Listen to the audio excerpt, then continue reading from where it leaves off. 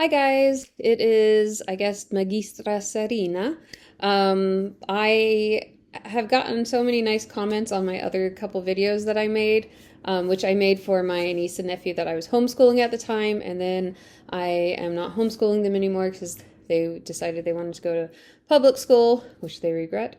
Um, but you guys are leaving so many nice comments, I just thought I need to keep making these videos for you. So I am not a Latin teacher. I have been studying Latin. I started studying it just for homeschooling my niece and nephew, and I love it. So I've continued doing it. So I will go through this with you guys, and hopefully you'll find it of some use. So today we are going to be in the villa. Okay, we're going to be in the townhouse, basically. Okay, stage 2. So in this chapter, the amicus has come. This is a friend of Caecilius, and they're just hanging out, doing business or whatever, but he's an amicus, a friend. So Caecilius est in atrio, so he's in the atrium when the amicus shows up. And amicus Caecilium salutat. So we're not Caecilius anymore, we're Caecilium. So we've got nouns. Caecilius is a noun, amicus is a noun, the atrium is a noun, but of course we have different forms of it. So we have nominative, which is just the name, right? Amicus, Caecilius, Metella. And then the nominative or the accusative is when we add an im to the end. And that's because something is happening to that person, to that thing, to that noun. And so now it becomes the accusative. So what's happening to Caecilius? He's being saluted. Somebody's saying hello to him. And who's doing it? Well, this is in the nominative or nominativus and accusativus. So since this is in amicus is in nominativus, the nominative, that's the one that's doing the saluting to Caecilius, which is then turned into Caecilium. So amicus Caecilium salutat. And of course, these endings are what tells us the order of what's happening in the sentence, or tells us what's happening in the sentence rather than the order, which is how we would speak in English. So you could say Caecilium amicus salutat, and it still means that the friend is saluting or saying hi to Caecilius. Metella also est in atrio. So she's also in the atrium. So amicus Metellam salutat. So the friend is also saluting Metella. Quintus est in atrio. Everybody's in the atrium this time around. Amicus quintum salutat. So quintus turns into quintum. Servus est in atrio. Amicus servum salutat. Servus, servum. And of course, canis est in atrio. Amicus canem salutat. Okay, so the amicus is doing all the saluting. If, let's say, the servant saluted the friend, now you would have amicum servus salutat. Okay, so the at the end is what tells you who is being saluted. So let's talk about Metella. Metella and the cook have an issue, or seem to have an issue. So she goes in to check on it as the woman of a Roman household should. So cocus est in culina, so the cook is in the kitchen. Metella culinam intrat. So Metella is in the nominative. Culinam, culina, is now in the accusative, and intrat means to enter. So Metella enters the kitchen. Grumio laborat. He's working, he's laboring. Metella grumionem spectat, like spectacles. Okay, she sees grumio. Okay, and so grumio becomes grumionem. Sometimes the accusative adds a little in there. You'll just learn along the way which one does. So Metella still in the nominative, so she's doing the spectating, she's doing the looking, she's seeing grumio, grumionem. Quibus est peratus. Peratus, ready. Quibus est peratus, the food is ready. This is a fancy dinner. This amicus must be a really good friend. So the food is peacock. Quibus est peratus. And of course, they would cook it and they'd put the feathers back on so it looked fancy. Metellam gustat, like gustatory, taste. That's kind of a fancy term, but it comes from gustare in Latin. So that means taste. So Metella Kibum, right? We've got kibus here, and now kibum, so we know that's accusative. So she's tasting the food. Metella kibum gustat.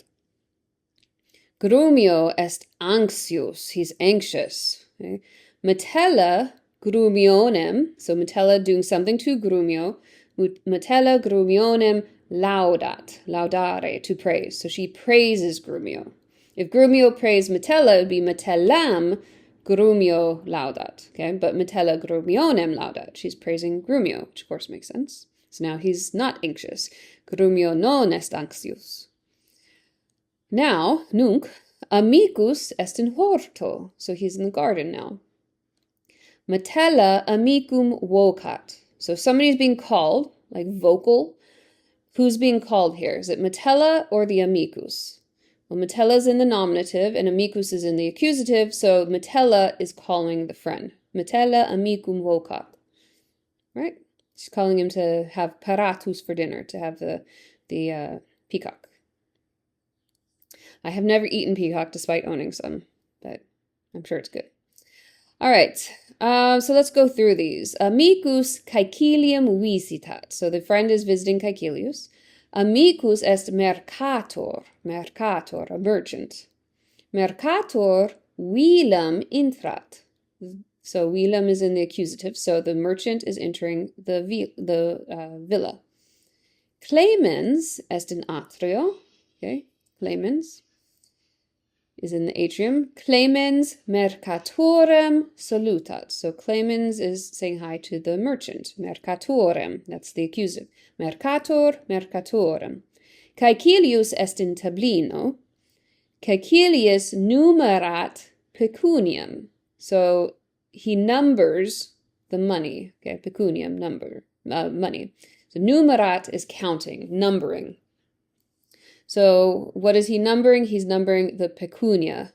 And since it is something's happening to it, it becomes pecuniam.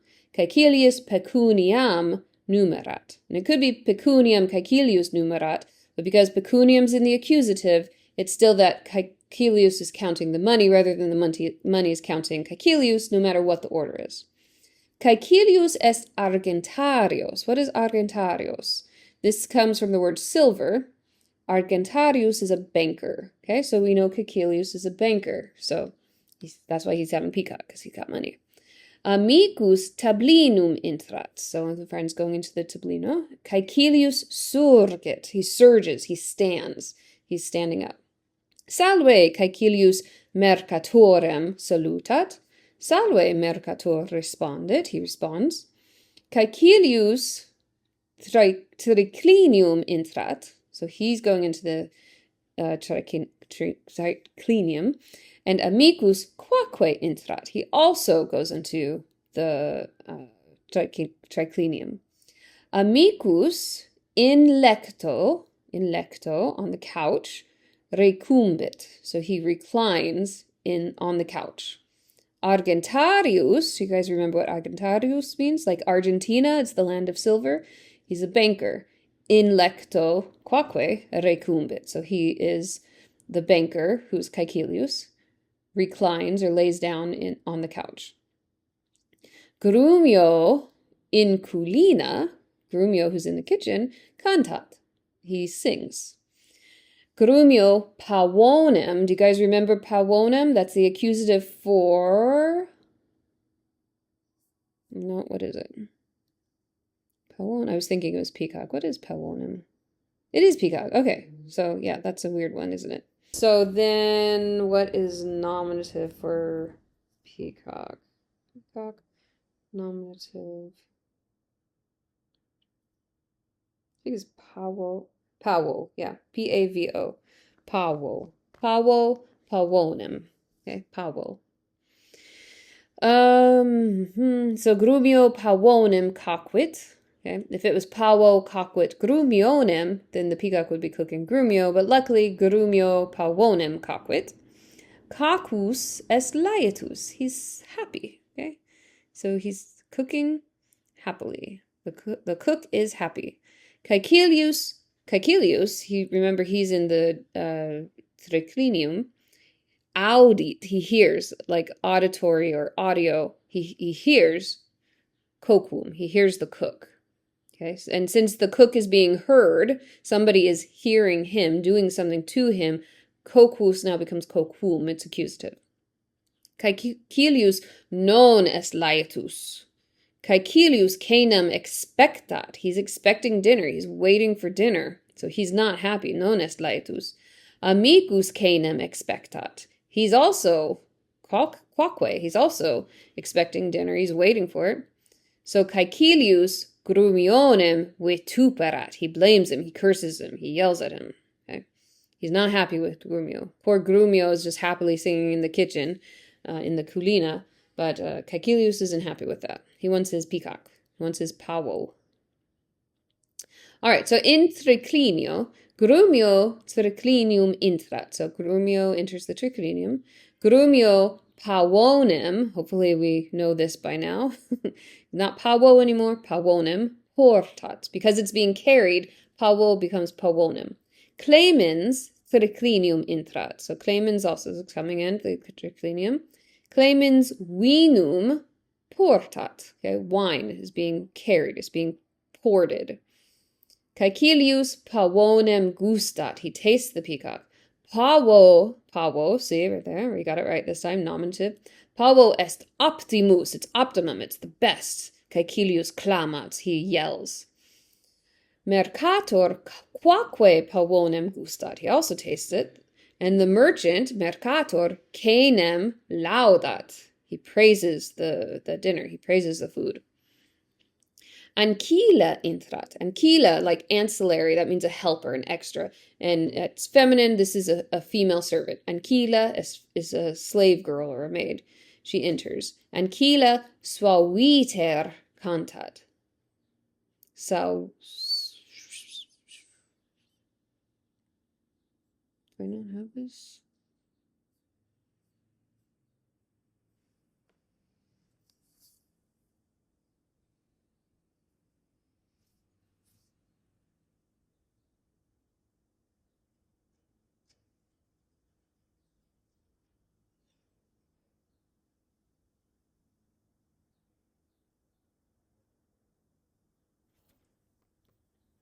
Suaviter, like suave. It means sweetly. So someone who's suave is sweet. She sweetly sings.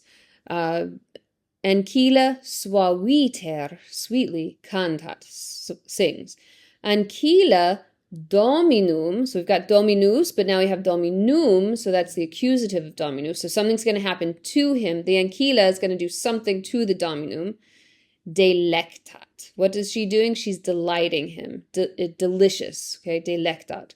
So the ancilla is delighting the dominum. Ancilla mercatorem delectat. So he's quoque. He's also being delighted. The merchant's also delighted by the ancilla. The ancilla is delighting the merchant. Mox means soon. Mox dominus dormet. He goes to sleep. Soon the Lord goes to sleep.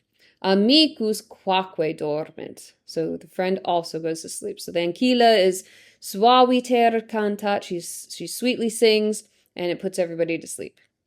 Grumio triclinium intrat et circumspectat.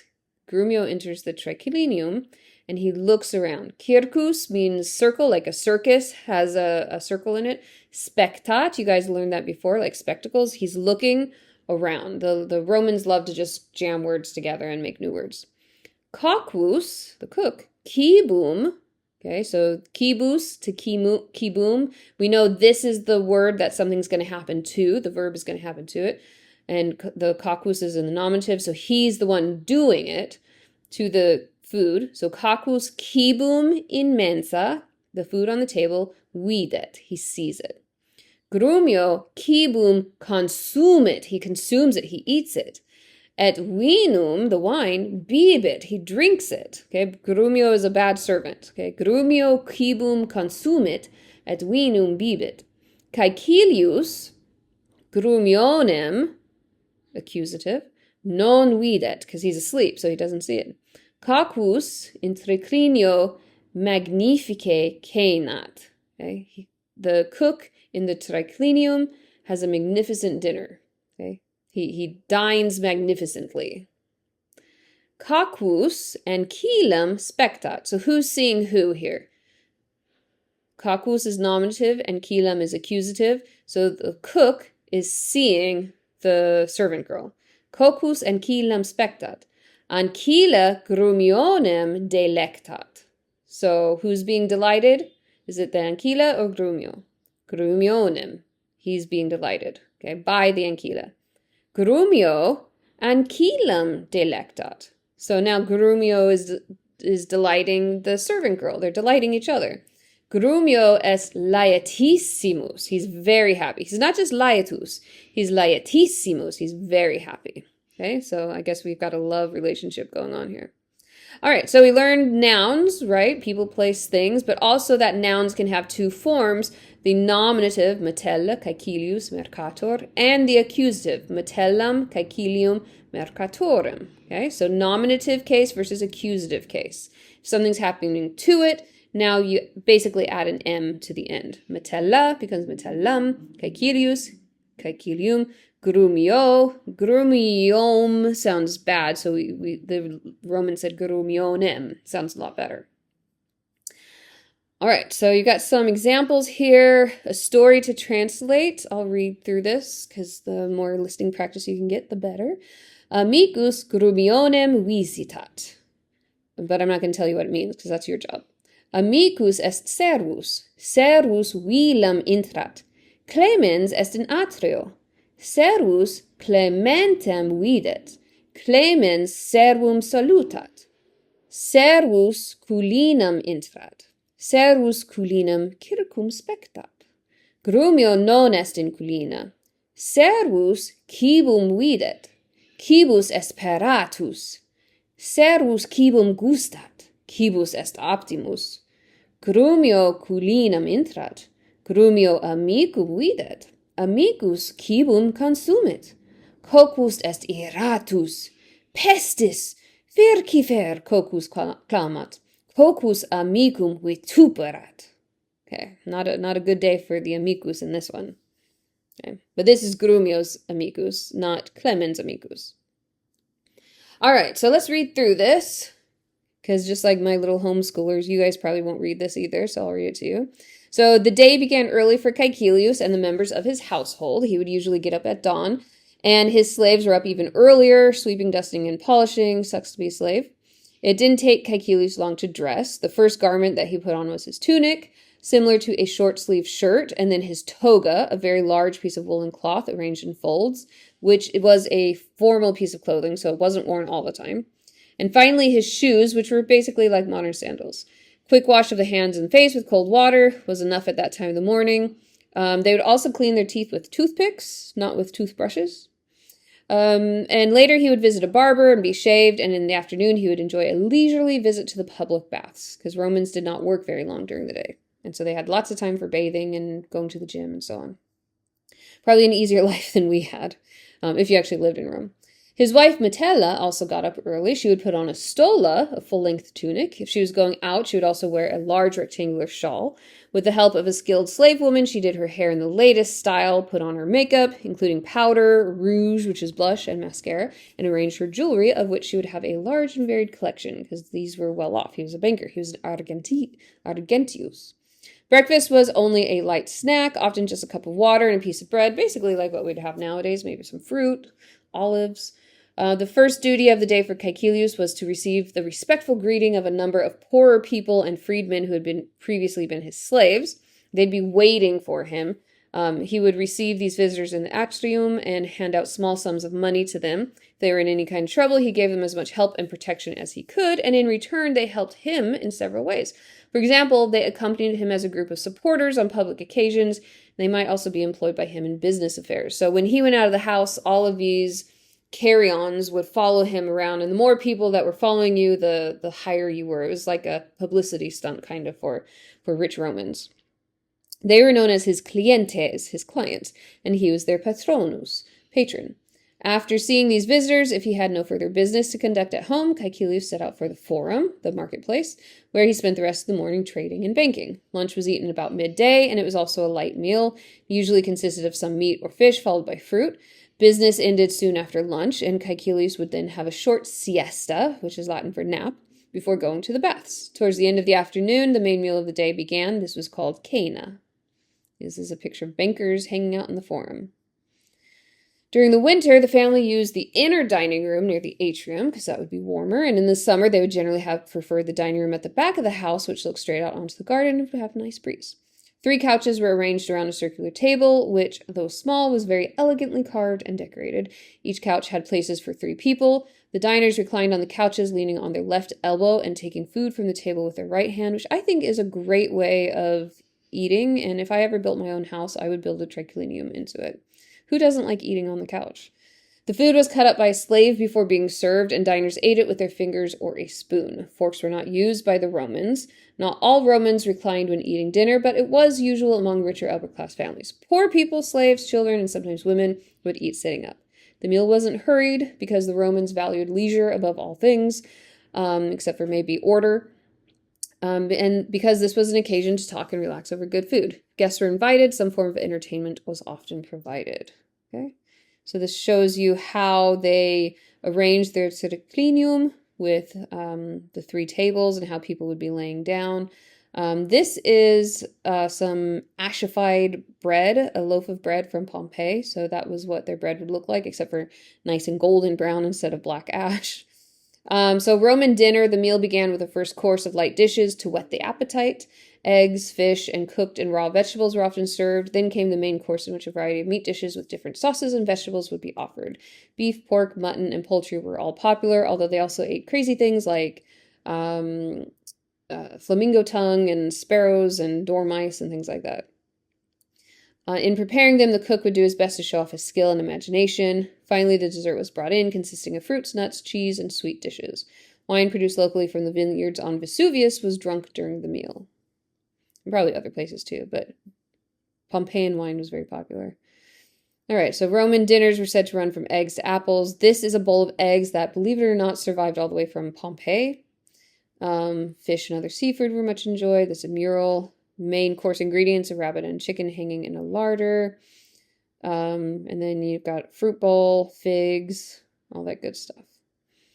Okay, and you've got some vocabulary checklist, and that's the end of stage 2. All right, I'll see you in stage 3.